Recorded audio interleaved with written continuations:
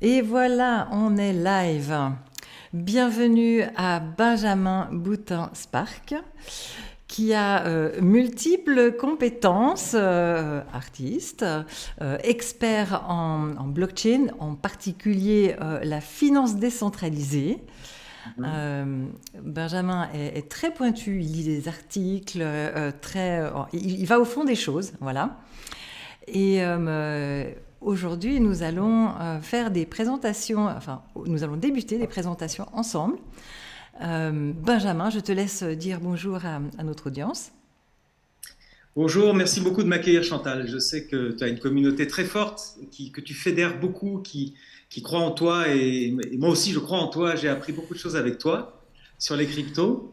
Et après, j'essaie de rattraper le mouvement en me formant beaucoup, effectivement. Donc, je me suis formé à l'école Alira, Mm. qui est une école blockchain.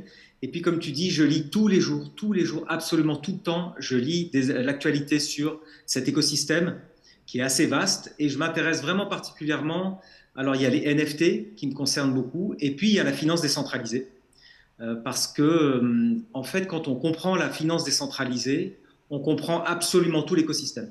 On comprend les fondements technologiques, on comprend les couches crypto-monnaies, on comprend les usages qu'on peut en faire, on comprend les services que ça peut rendre aux individus, aux particuliers, aux citoyens, et on comprend que ça peut changer carrément la société. Moi, tu sais que je crois beaucoup à cet impact très fort de la blockchain, en fait, qui est une machine à confiance et qui peut changer les mécanismes habituels de la société, qui peut, je dirais, nous impliquer beaucoup plus, nous, citoyens, dans, dans les démarches, dans la réflexion et puis dans les décisions politiques et économiques. Magnifique. Et c'est vrai, c'est ce que tu viens de dire, j'adhère à fond. Alors, est-ce que tu veux dire encore quelques mots pour te présenter toi personnellement? Qui es-tu? Où Oui, es-tu? volontiers. Bah, effectivement, alors moi je suis un technophile, je suis addict à la technologie, mais alors j'ai commencé à 25 ans à créer une société dans l'Internet, bien avant l'an 2000, quand l'Internet était au tout début. J'y ai toujours cru, moi, à ces nouvelles technologies qui arrivaient. Et alors j'ai créé cette boîte. Et après, je suis devenu artiste. Parce que j'ai une création, j'ai une créativité très forte qui exprime. Et donc, je me suis dit, je me lance. J'ai carrément tout plaqué pour me lancer en tant que peintre. Et j'ai fait ça 15 ans, carrément. Et puis, il y a un peu plus de 2 ans et demi, j'ai redécouvert les crypto-monnaies, parce que j'en avais acheté déjà à l'époque. Et, euh, et puis, j'ai voulu explorer les NFT, donc j'ai vendu mes œuvres digitales en NFT. Et donc, j'ai gagné des Ethers, j'ai voulu comprendre ce qu'étaient ces Ethers. Donc, j'ai dû comprendre ce qu'était la blockchain. Et j'ai voulu me former et j'ai compris que c'était un écosystème très vaste qui pouvait concerner vraiment beaucoup de gens, beaucoup d'activités. Et j'ai monté un podcast qui s'appelle NFT Business, Que que j'adore. tu connais. Un podcast, on t'a reçu, on t'a interviewé. On interviewe les grands acteurs du Web3. On a même interviewé Michel Onfray aussi pour avoir sa vision de cet écosystème. Top. Et puis on a lancé un e-book gratuit sur la finance décentralisée parce que on pense que c'est le moment en pleine inflation, au moment où tout va mal, un moment où tout chavire, la politique, l'économie, la finance, les banques chavirent. Ah, t'as vu ce qui se passe en Allemagne, c'est terrible. On voit l'Allemagne, là, oui, et les banques, là, on apprend que des banques qui ont 150 ans d'existence, qui sont passées à travers toutes les inflations, ne tiendront pas cette inflation-là. Ouais. Et donc, on se dit, pour les gens, il faut absolument leur expliquer qu'il y a possibilité de mettre son argent d'abord à l'abri, et puis il y a possibilité de le faire fructifier, d'avoir des rendements passifs. Ouais. Ouais. Excellent, excellent. Alors merci de nous avoir partagé tout ça et je rebondis sur le e-book que tu viens de mentionner, hein, qui est donc sur la finance décentralisée. Je vais peut-être le montrer parce qu'en fait, ce sera un peu notre base pour le fil rouge pour la discussion finance décentralisée d'aujourd'hui. Donc voilà, je partage l'écran. Et je viens sur celui-là.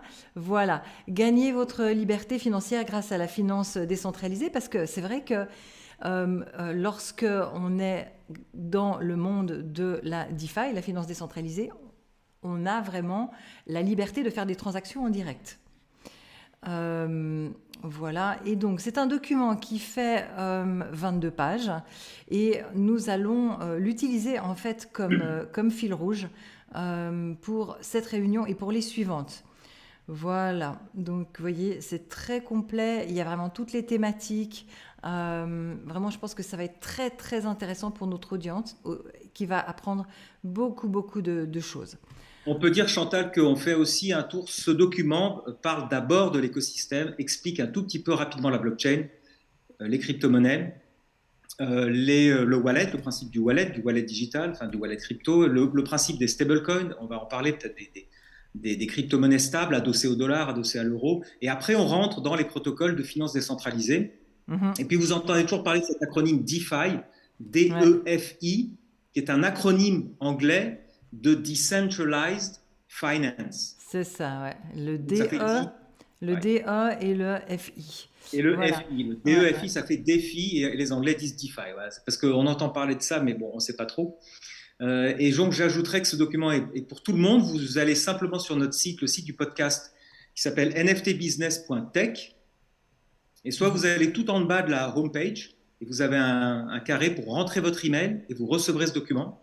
Ou alors, vous allez sur nftbusiness.tech/abonnez-vous, abonnez-vous, abonnez-vous avec un tiret. Et là, vous Voilà. arrivez directement sur une page où on peut mettre l'email. Excellent. Et on mettra aussi le lien dans la description vers cette page-là. Ok, super. Donc là maintenant, je vais arrêter le partage. Mais nous, on va continuer à suivre ce document comme fil rouge pour vraiment partager avec notre audience d'abord l'écosystème et ensuite la finance décentralisée. Voilà. Donc, oui, parce que en fait, dans ce live, ce qui apparaît à l'écran, c'est la même chose que ce que je vois. Donc, je ne peux pas regarder n'importe quoi sur mon écran. Du coup, je l'ai à côté. Bien, alors vous verrez quand vous aurez téléchargé ce document, ce que je vous recommande chaudement, parce qu'il est, il est vraiment très complet. Hein. Même si vous n'avez pas envie de le lire, ne serait-ce que pour faire des recherches par mots-clés, vraiment, ça vaut la peine de l'avoir sous la main. Je vous le recommande chaudement. Ben voilà. D'abord, Benjamin explique que c'est une opportunité vraiment exceptionnelle hein, avec ces nouvelles monnaies digitales. La monnaie actuelle, elle est digitale. Hein, je veux dire, on n'a plus beaucoup d'argent dans le porte-monnaie. On utilise des cartes électroniques, des PayPal, des machins. Je veux dire, de nos jours, elle est déjà très digitale. Mais c'est pas la même. C'est pas c'est une monnaie qui nécessite des intermédiaires qui sont de confiance, mais que maintenant on se rend compte qu'ils ne sont pas de confiance. En fait, c'est vrai, il y a un hiatus sur ce terme monnaie digitale. Mm. Parce que les gens pensent que comme ils font des virements sur leur téléphone, ils se disent c'est digital puisque je le fais par le téléphone ou par l'ordinateur. En fait, c'est pas une monnaie digitale. C'est une monnaie qui est gérée par les banques centrales, organisée par les banques centrales et qui passe par des réseaux digitaux, des réseaux informatiques, oui, mais elle n'est pas gérée par l'informatique. En fait, elle est gérée par des décisions politiques, la monnaie. Or, nous, on parle de Absolument. monnaie digitale, c'est-à-dire des monnaies blockchain. C'est-à-dire, on disait crypto-monnaie, maintenant on dit crypto-actif, crypto-devise, comme on veut. Mais il faut bien comprendre que nous, on parle de monnaies qui sont sur une blockchain. Et une blockchain, c'est un système autonome, informatique autonome, où il n'y a aucune intervention humaine. On va y revenir. Absolument. Ou alors, quand il y a quand il y a une intervention humaine, elle passe à travers des portefeuilles, des wallets, qui donnent, par exemple, un vote pour prendre une décision. Et à ce moment-là, c'est la communauté qui décide. Donc, quelque chose qui est aussi très intéressant et très attrayant dans la finance décentralisée, c'est qu'on peut obtenir des rendements infiniment plus grands que le fameux livret A. Même maintenant où les taux d'intérêt montent, on a toujours des rendements supérieurs dans la finance décentralisée, mais surtout, on ne peut pas tricher. On peut voir ce qui se passe dans la finance décentralisée. On voit les mouvements sur les comptes, et donc il n'y a pas de boîte noire dans la vraie finance vraiment décentralisée.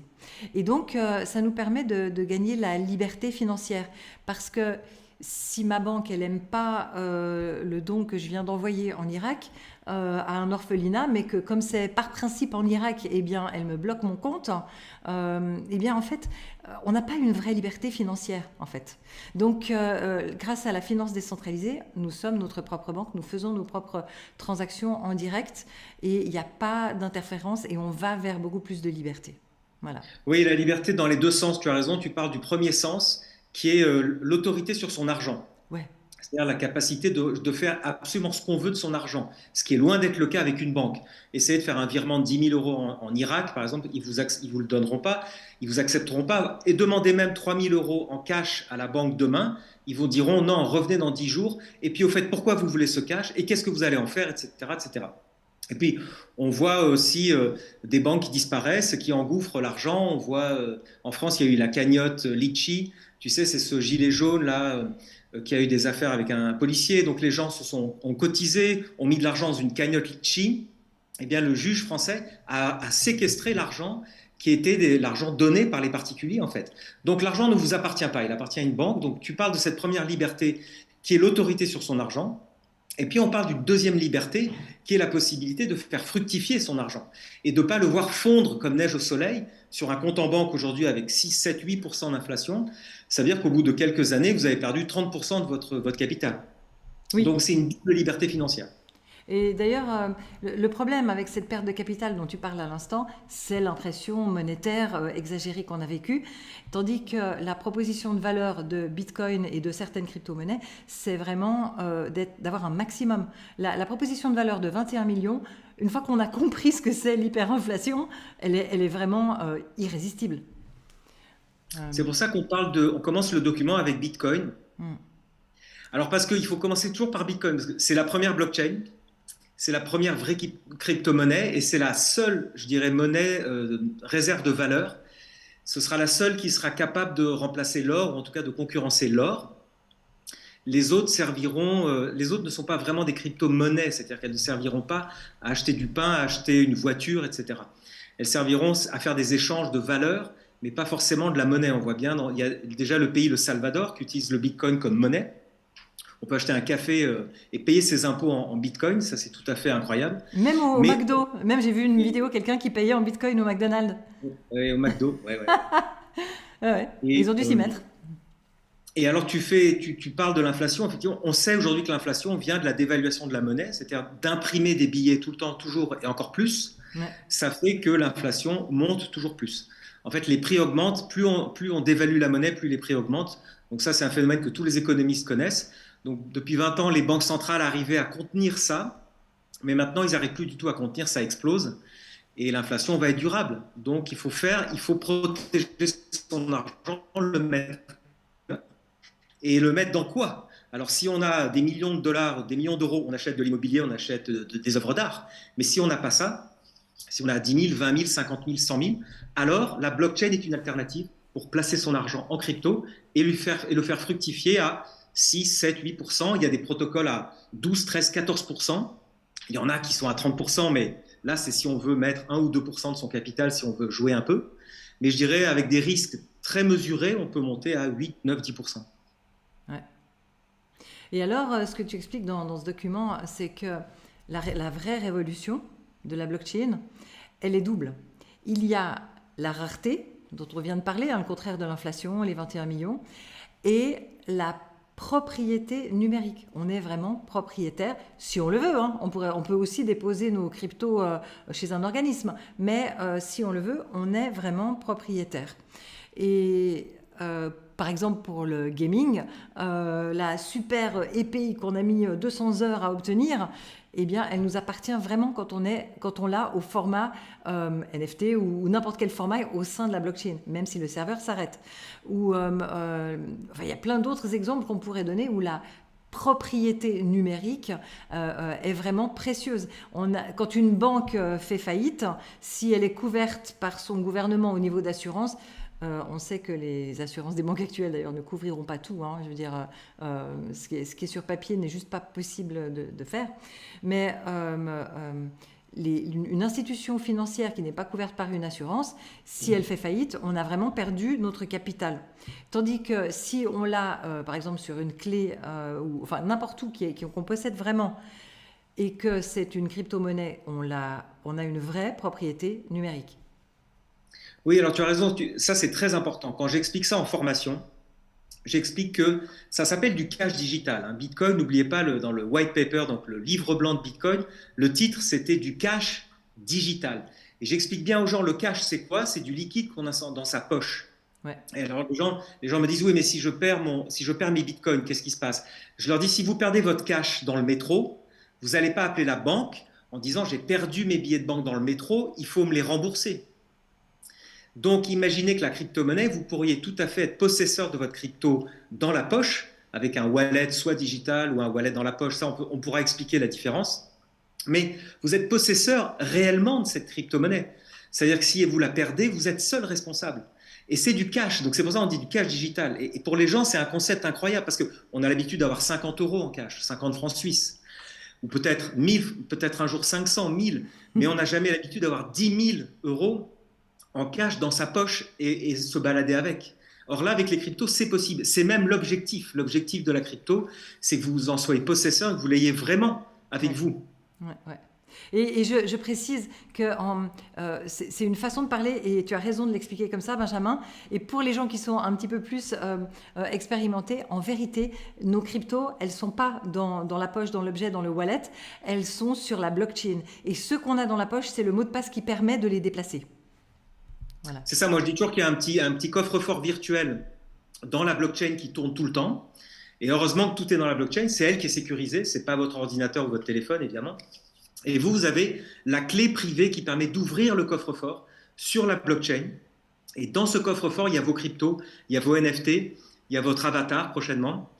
Il y a certainement votre carte d'identité virtuelle qui aura, bien sûr, qui sera en NFT, c'est sûr, prochainement. Et donc, vous avez cette clé privée. Donc, quand on dit que vous avez la crypto à vous, en fait, elle n'est pas vraiment sur vous, vous avez la clé d'accès au coffre, en fait. Ouais, absolument. Alors, on Après, commence à parler de ces concepts. Oui, pardon. Donc, oui, donc le e-book s'ouvre là-dessus en disant, ouais. il y a des monnaies digitales, ça va être partout.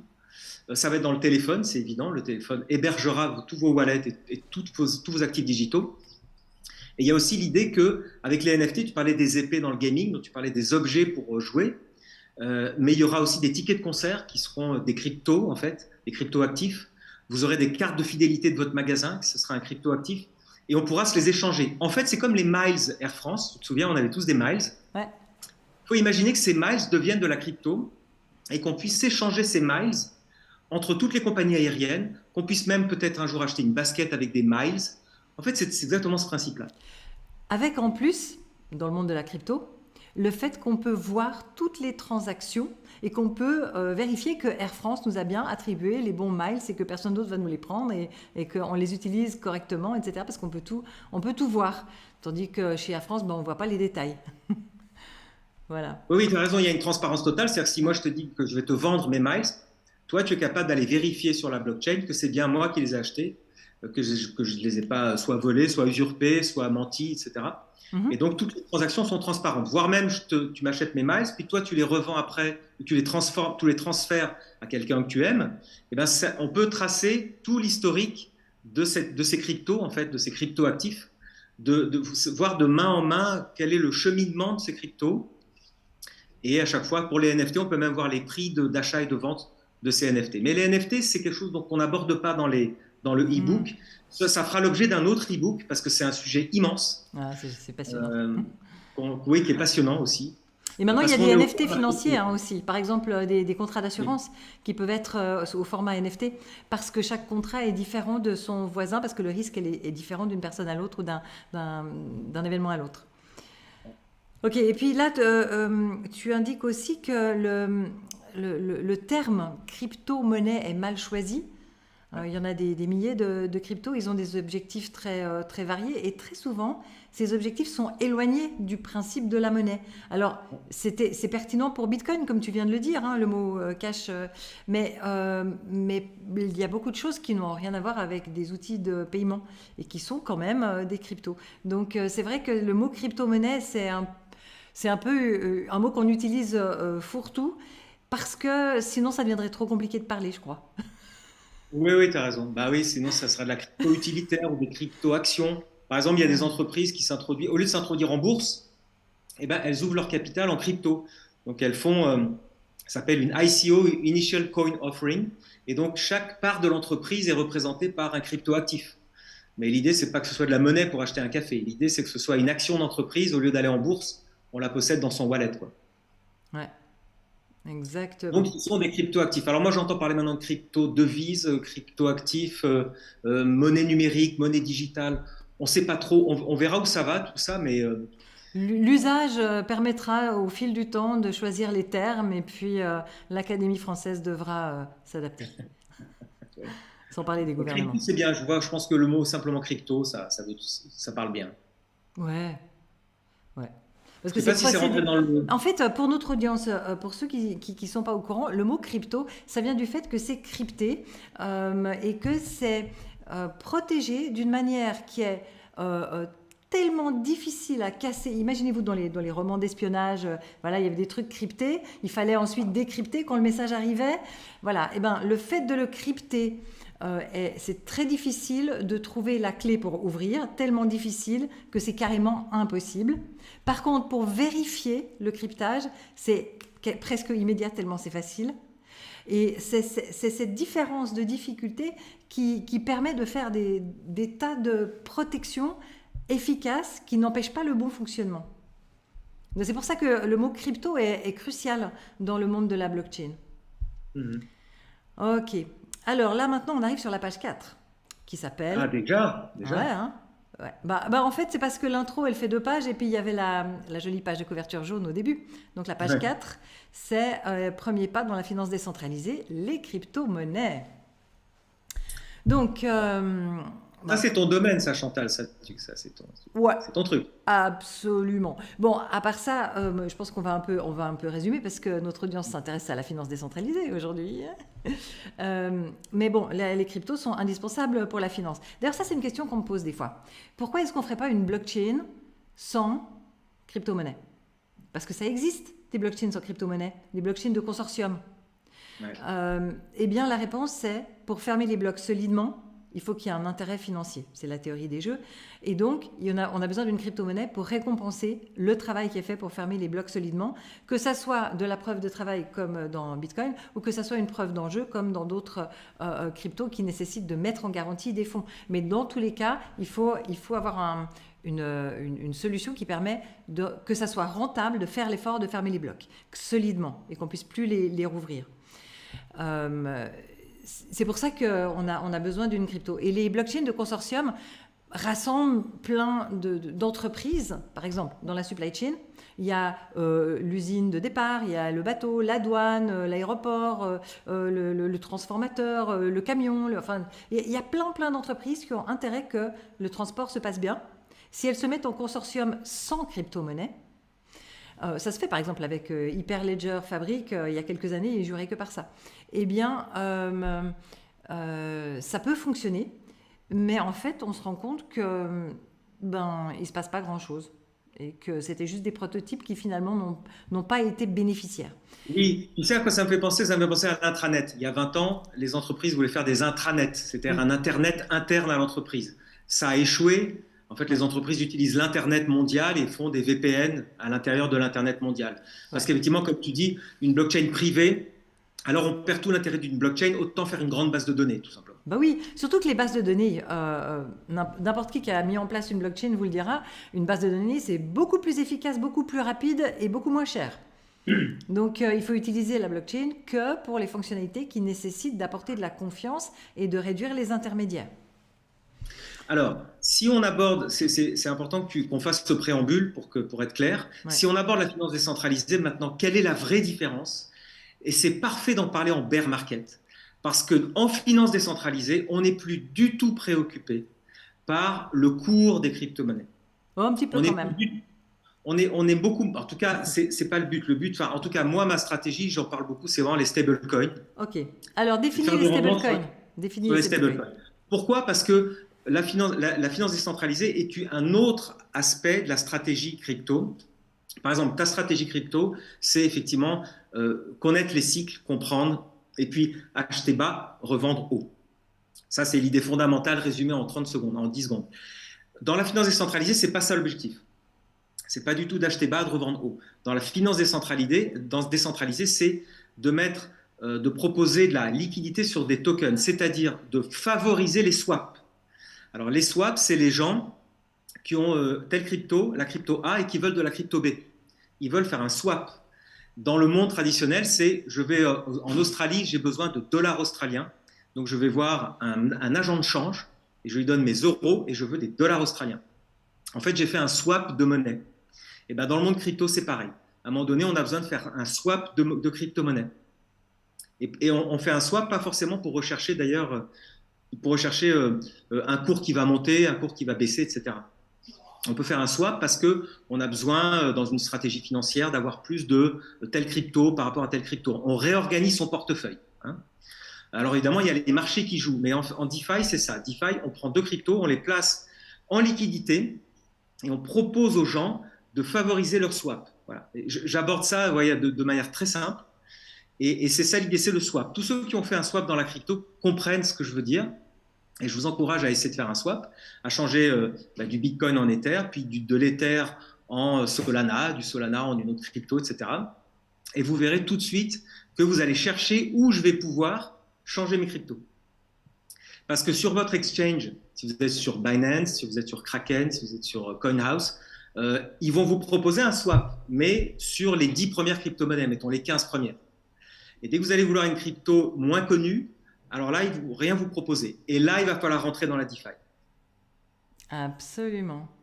Et grâce à tous ces outils qu'on a sur la DeFi, on peut faire des transactions en direct d'une petite monnaie dans une autre petite monnaie, enfin plutôt d'une petite crypto dans une autre petite crypto, soit en direct de pair à pair, de personne à personne, c'est ce qu'on faisait au début, soit en passant par une sorte de piscine qui a un algorithme sophistiqué qui règle le prix selon l'offre et la demande et qui fait ça très bien d'ailleurs. Et du coup, on peut faire une transaction d'une petite crypto à une autre petite crypto.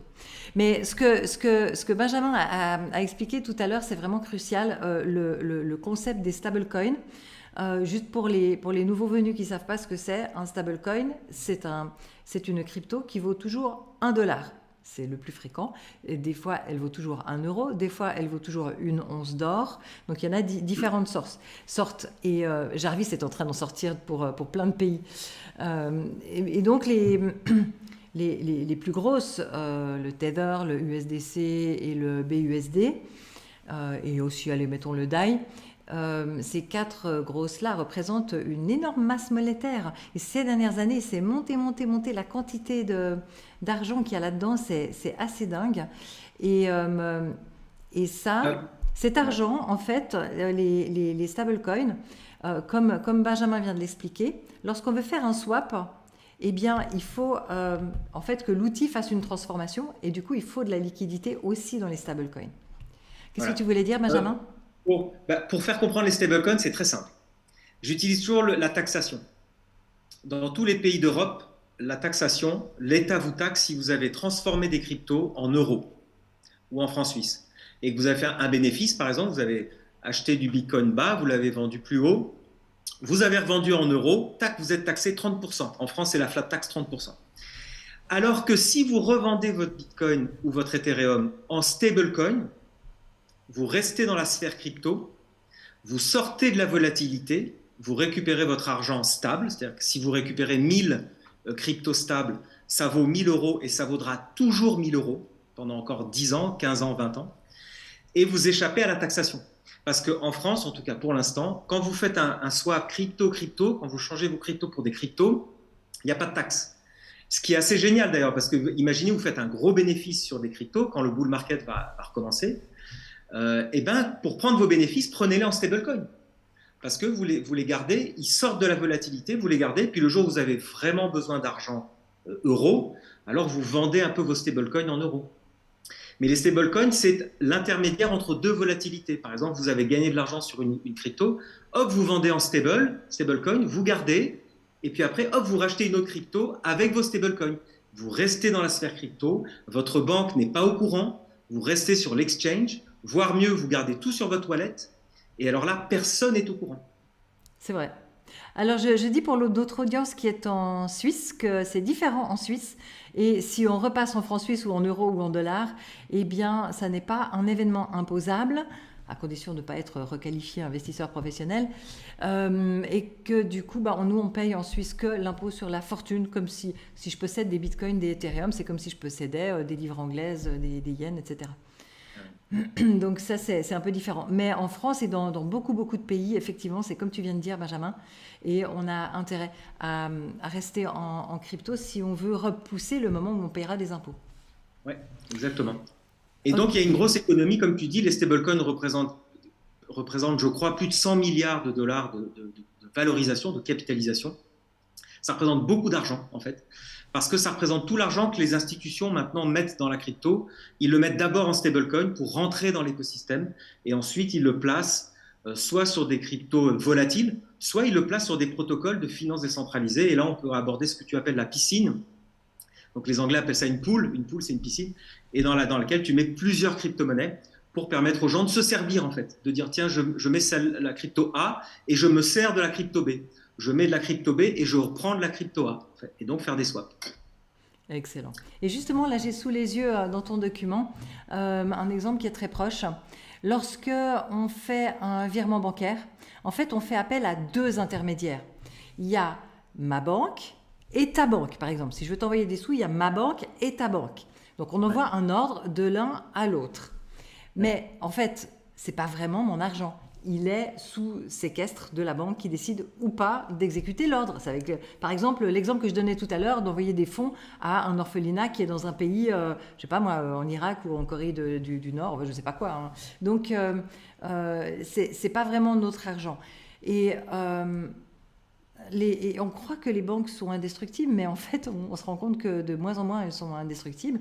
Et là, tu cites l'exemple des Grecs qui, en 2010, n'ont pas pu récupérer leur argent. Moi, quand je suis arrivée dans la blockchain, c'était début 2017. J'ai écouté tout ce qu'avait fait Andreas Antonopoulos. J'adore son mindset. Et lui, il a raconté très clairement à plusieurs reprises, parce qu'il l'a vécu, il vient de Grèce. Alors ça l'a motivé, lui, pour Bitcoin. Hein. Oui, effectivement. Tandis que il là, a compris. Là, on est vraiment propriétaire. En fait, j'envoie ce que je veux à qui je veux. Du moment que je connais son numéro de compte, je peux lui envoyer. Et alors, ce qui est dingue, ce que tu dis, alors c'est pour ça que ça s'appelle la finance décentralisée, c'est-à-dire que ça ne fait appel à aucun intermédiaire. Je vais même rajouter que toi, quand on fait un virement, en fait, c'est ma banque qui fait un virement à ta banque. Ouais. Et si je paye un commerçant en carte de crédit, en fait, il y a un premier intermédiaire qui est Visa. Visa va payer ma banque va payer la banque du commerçant, et la banque du commerçant va passer par une chambre de compensation. Donc les deux banques passent par une chambre de compensation.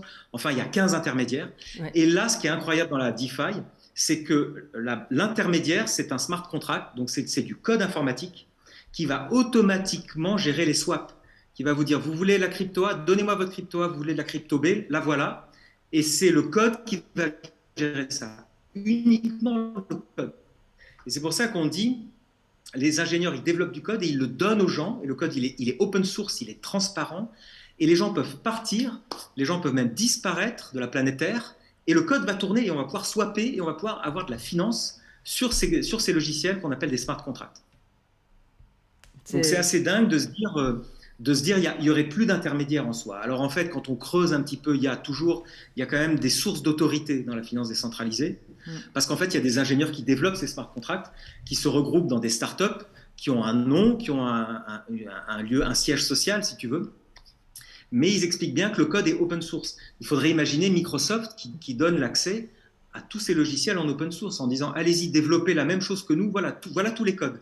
Tout est ouvert. Imaginez Facebook qui ouvre son algorithme. Imaginez Google qui ouvre son algorithme en open source. En fait, ce serait la révolution. La révolution complète. Il y aurait des milliers de Google instantanément du jour au lendemain. Ouais, effectivement. Et puis, je pense qu'ils auraient des procès aux fesses. Ben ça, on dirait, oh là là, vous avez codé ça, ça va pas du tout, ça ne correspond pas, ça va pas. C'est triché. Donc, vous avez influencé les élections. Ouais. Oui. Non, mais oui, on verrait. Alors, effectivement, la transparence. Alors, d'ailleurs, ça amène de la transparence dans la finance. C'est aussi pour ça que les banques, on voit bien que les banques freinent cette adoption. En fait, ce qui va se passer, c'est qu'on voit que les banques sont en train d'adopter la DeFi, en fait, de comprendre la DeFi très rapidement. Je le dis à celles et ceux qui nous écoutent. Intéressez-vous vraiment à la DeFi parce que, voire même si vous cherchez un changement de carrière, les banques vont recruter des milliers d'experts en finance décentralisée dans les 2 ans qui viennent. Parce qu'ils vont absolument vouloir mettre la main là-dessus, comprendre tout ce qui se passe. L'avantage de la blockchain, c'est qu'il y aura toujours possibilité pour nous, les particuliers, les citoyens, de créer des protocoles décentralisés de plus en plus qui vont échapper un peu au contrôle de l'État. Mais les banques vont embaucher à toute barzingue des experts DeFi. Oui, et je dirais même dans tous les métiers. Et dans tous les métiers, en fait. Pas seulement si on est banquier d'origine. Je veux dire, quel que soit le métier. Si on regarde d'ailleurs dans un grand bâtiment d'une grande banque, il y a combien de métiers? Il y a au moins 30 ou 40 métiers dans le même bâtiment. Pour le département crypto, ils auront besoin de plein de métiers. Voilà. Ouais. Parce que même si on a un métier qui n'est pas directement financier, le fait de connaître les termes, je sais pas, quelqu'un qui est dans le marketing, pour faire le bon document et pas se tromper, il faut qu'il connaisse. Dans tous les métiers, on a vraiment besoin. Ouais. Okay. Et comme tu dis, le e-book, on voit bien quand on a écrit ce e-book, et on a abordé l'écosystème, et on voit bien quand on comprend la finance décentralisée, on comprend tout l'écosystème. Et en fait, on pourrait même trouver un job aussi, ou devenir expert dans la crypto, dans les NFT, dans la blockchain même, dans le marketing du futur. Parce qu'en fait, les produits financiers, il va falloir les marketer aussi.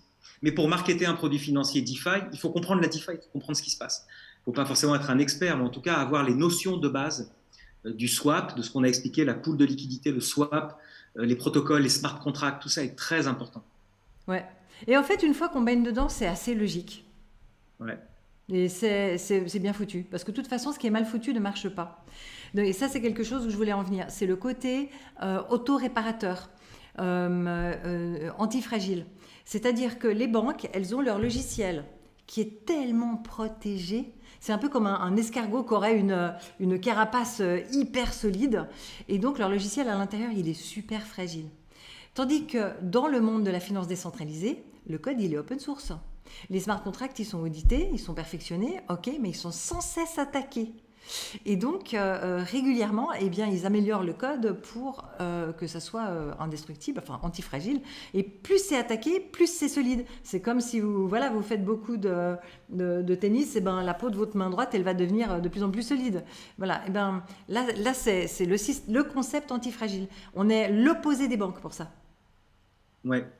Et quand il y a un tel pot de miel, je veux dire, forcément, c'est attaqué tous les jours.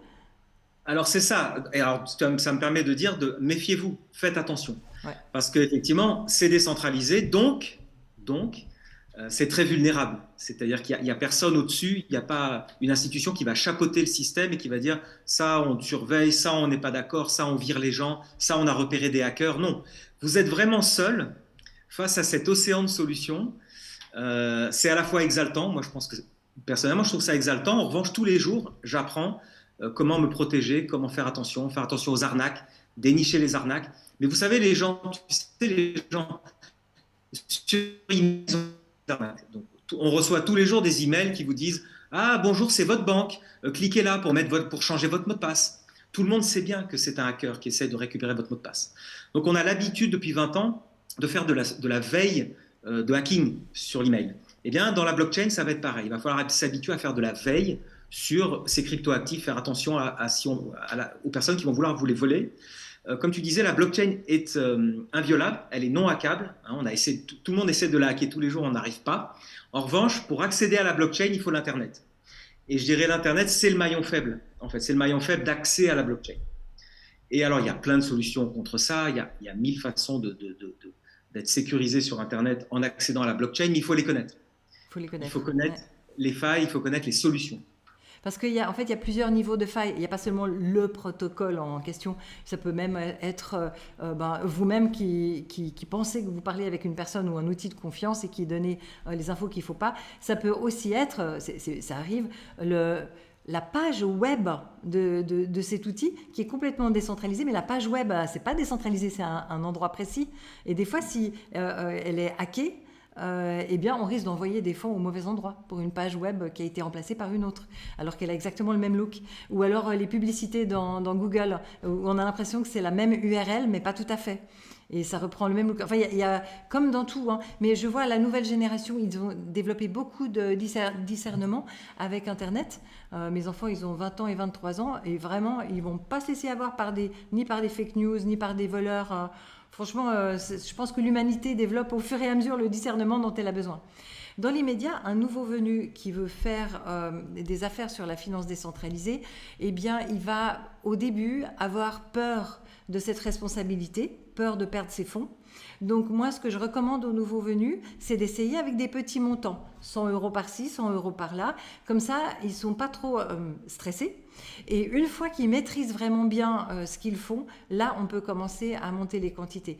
Et en attendant, on peut aussi, pour monsieur et madame tout le monde qui ne seraient pas très techniques, utiliser malheureusement des outils centralisés. Je suis désolée, ce n'est pas politiquement correct de dire ça, mais il y en a quand même beaucoup qui vont sur des outils centralisés pour faire de la finance décentralisée, qui du coup n'est pas décentralisée. Hein. Mais bon, c'est...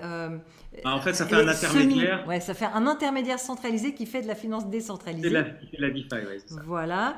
Et donc, et là, je voulais proposer à notre audience, si elle souhaite faire ça, d'aller sur coingecko.com, tout en haut, cliquer sur Exchange et vérifier le Trust Score. Parce qu'il y a une colonne Trust Score, quand on voit tous les exchanges, tous les brokers, il y a une colonne qui indique le niveau de confiance. Et si on veut vraiment laisser des sous sur un exchange, il faut qu'il soit à 10 sur 10. Il y a quand même pas mal de choix. Moi, personnellement, j'ai confiance dans Kraken et Binance, même s'il ne faut jamais dire jamais, mais je pense qu'ils ont un meilleur système de sécurité que ce que moi, je peux faire. Moi, en tant que personne. Hein. Et sinon, mais la plupart de ce que je possède est sur une clé Ledger, sur même plusieurs clés Ledger, dont la principale est dédiée à être inatteignable. Elle est dans un coffre qui est en sous-sol d'une banque suisse, un truc, tu peux pas y aller facilement. Et même si j'avais un pistolet sur la tempe, je pourrais même pas donner mes sous, tu vois. Donc il y a un moment, il faut juger les risques. Et si c'est juste pour, je sais pas, une centaine d'euros, eh bien, c'est beaucoup moins dangereux. Et là, on peut faire plein de tests. Oui, tu as raison. C'est donc la grande différence aussi avec la finance traditionnelle, où je prends toujours l'exemple d'acheter une action. Vous savez, que vous voulez acheter une action, je sais pas, Apple ou Tesla. Enfin, Tesla, c'est pas possible. Mais Google, par exemple, une action, ça coûte tout de suite 1000 euros, 1000 dollars. Sur la blockchain, on peut acheter pour, vous le savez, on peut acheter pour 10 centimes de Bitcoin, en théorie, 10 centimes de Ether, etc. Ouais. Donc, effectivement, tester la crypto avec 50 euros, tester la DeFi avec 100 euros, tu as raison, ça c'est très important, tester ça. Voyez comment ça fonctionne, et après, si vous perdez 100 euros, c'est pas grave. Et puis après, vous verrez que vous prendrez de l'agilité, de l'habitude, de la confiance, et vous comprendrez l'écosystème. Et en fait, moi, mon objectif, c'est que d'abord, vous soyez à l'aise avec l'écosystème, que vous compreniez. Et pourquoi, en fait, c'est presque une application citoyenne. C'est-à-dire qu'on voit bien que la finance traditionnelle aujourd'hui, c'est pour ça que je commence le e-book en disant le système traditionnel est à bout de souffle. On voit bien que les banques ne travaillent pas pour nous. Aujourd'hui, tout le monde sait que les banques travaillent pour les États, travaillent pour les grandes multinationales, etc. Je ne fais pas de politique, ça c'est un fait. Ouais.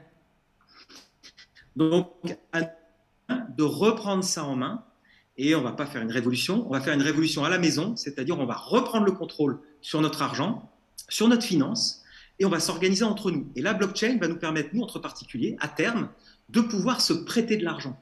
Et ça, c'est un gros aspect de la finance décentralisée. Ça va être, je vais en parler énormément dans ma formation que je prépare, c'est la possibilité de faire du prêt, de l'emprunt entre particuliers. Et pour s'emprunter 1000 euros, pour s'acheter une voiture, peut-être un jour un appartement, on va voir, moi j'y crois aussi. Oui, il y a déjà eu des transactions pour des appartements. Apparemment, mais pas en France. J'en ai pas connu en France, mais dans le monde, il y en a déjà eu. Et donc, imagine, tu achètes ta voiture sans passer par une banque. C'est juste incroyable, en fait. Ça va se mettre en place. Et donc, il faut comprendre ça avant les autres. Moi, je vous dis aussi, prenez une longueur d'avance. Parce que ce que dit Chantal, tu as tout à fait raison, ce qui va se passer, il va y avoir des intermédiaires de confiance qui vont tout de suite arriver pour vous dire, vous n'y comprenez rien, messieurs, dames, restez chez vous, restez dans l'incompréhension, restez dans l'ignorance, on va s'occuper de vous. Et on va reproduire encore le schéma des banques.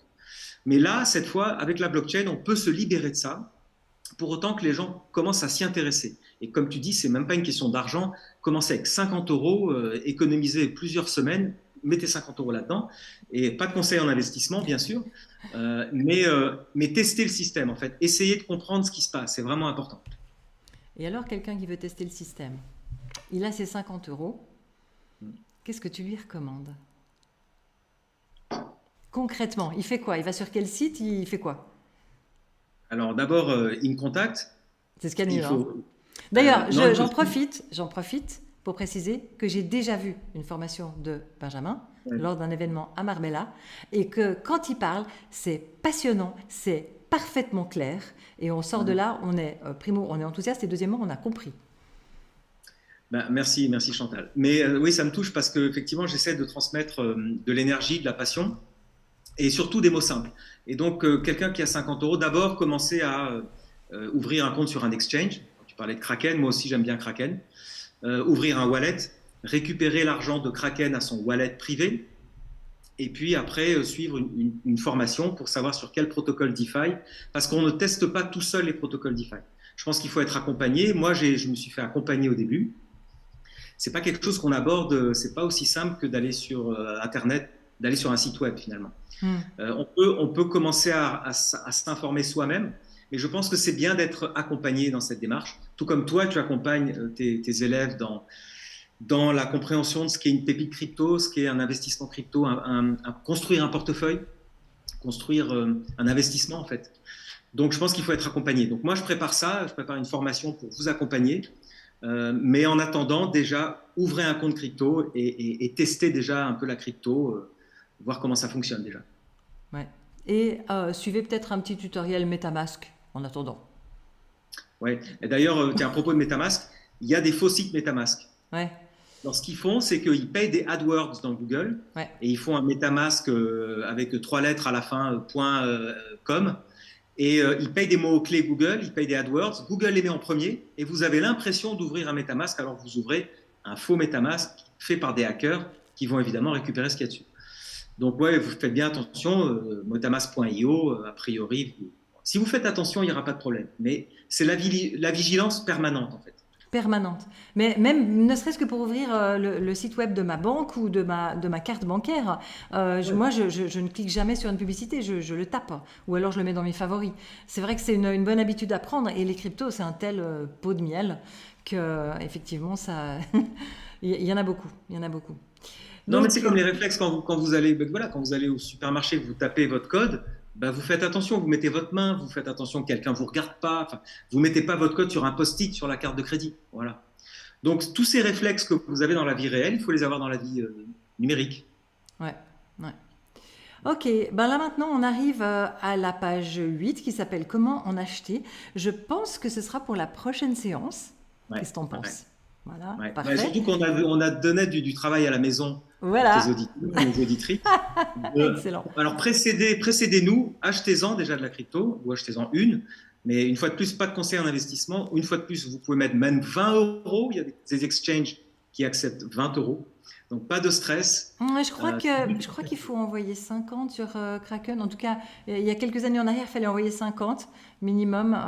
Enfin, de toute façon, c'est marqué au moment où on fait le job, on l'a sous les yeux, donc il n'y a qu'à regarder. Ouais. Et donc, envoyer un petit peu de sous. Voilà, ça, je pense que pour quelqu'un qui est vraiment débutant, ouvrir un compte Kraken, faire le KYC, tout ce qu'il faut, envoyer un petit peu de sous, soit avec une carte bancaire, soit avec un virement bancaire. Par exemple 50 ou 100 euros et acheter un petit peu de crypto et puis en parallèle suivre un petit tutoriel sur MetaMask et puis on se voit la prochaine fois et là on va leur expliquer des tas de choses très concrètes hein. La page 8 elle a l'air bien sexy. Alors répète un peu comment on télécharge ce PDF. Voilà, le PDF est gratuit sur le site web NFT Business, donc nftbusiness.tech, T-E-C-H. Ça, c'est le site web, nftbusiness.tech. Tout en bas de la page d'accueil, vous pouvez mettre votre email. Voilà, sinon, il y a aussi un site nftbusiness.tech/abonnez-vous avec un tiret. Mais voilà, vous le trouverez sur la page d'accueil tout en bas. Magnifique. Et vous le recevrez automatiquement par mail. Ouais, Voilà. parfait. Et puis, si vous avez par hasard l'idée qu'un jour vous aurez peut-être une évolution professionnelle dans la blockchain, eh bien, franchement, le meilleur podcast francophone en B2B pour la blockchain, c'est NFT Business. Vraiment, je l'adore. J'écoute, j'ai tout écouté et j'ai pris des notes, etc. Non, mais franchement, j'apprends plein de choses dans ce podcast.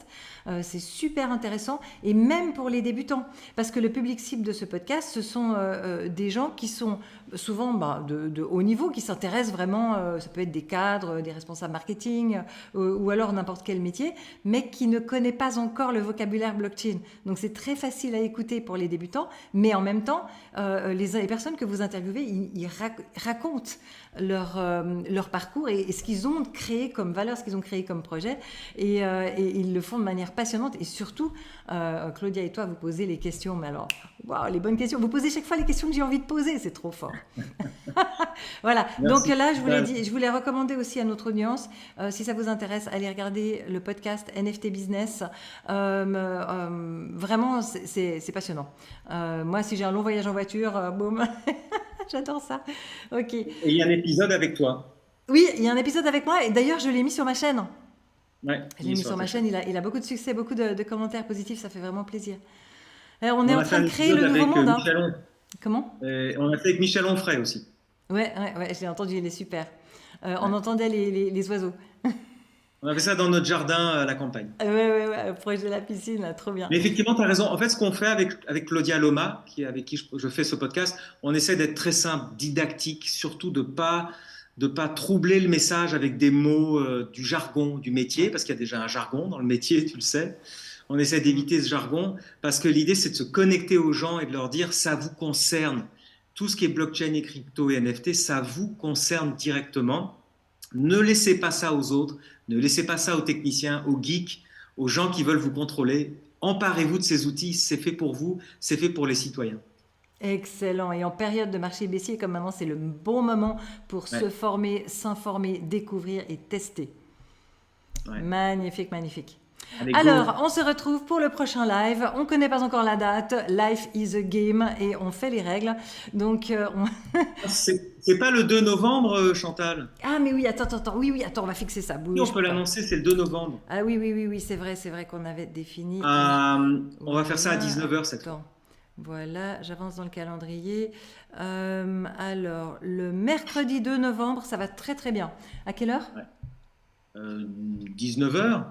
C'est un peu tôt, 19h, les gens ils mangent. Finalement, c'est un peu tout. Finalement, c'est pas mal, 21h là. Ouais, c'est pas mal, 21h. Pas mal. Alors, laissez-nous, tiens, laissez-nous en commentaire sur Ah ouais, le YouTube de Chantal. Dites-nous 19h ou 21h pour le 2 novembre. voilà, OK? super. Excellent. Merci beaucoup. Merci Benjamin. Merci. C'était passionnant comme toujours. Et maintenant, je vais arrêter la diffusion. Voilà. Ok. Alors.